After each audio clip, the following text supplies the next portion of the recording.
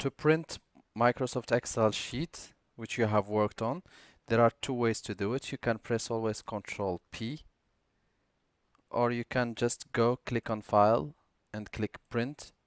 And from this section, you will be able to print. In the bottom, you will see the number of pages. And here you have the print button. As soon as you press it, the document will be sent to the printer to be printed physically. Here you can enter the number of copies of each page. And in the printer section, you can select the printer which you want to use, and you can also click Add Printer. This will guide you to Windows settings to add additional printers.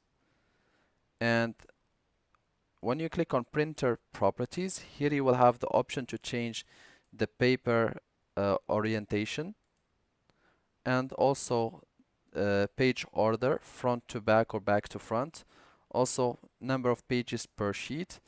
And on paper quality, you will be able to change the color from color to black and white, and you can always change also the try selection from automatically select to manual paper feed. We just close it.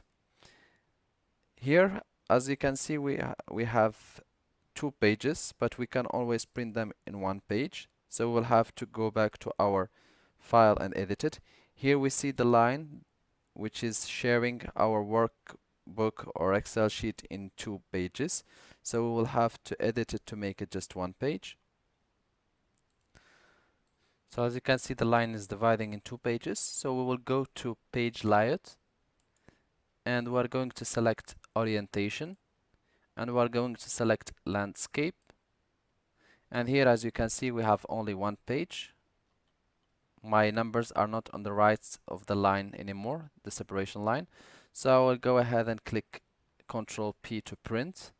And here, when I check the number of pages, it shows only one number. However, I made sure to select landscape orientation to avoid two pages. So if you still can see two pages, you can always just change the orientation from portrait to landscape orientation, and this should solve the problem, and we are ready to print.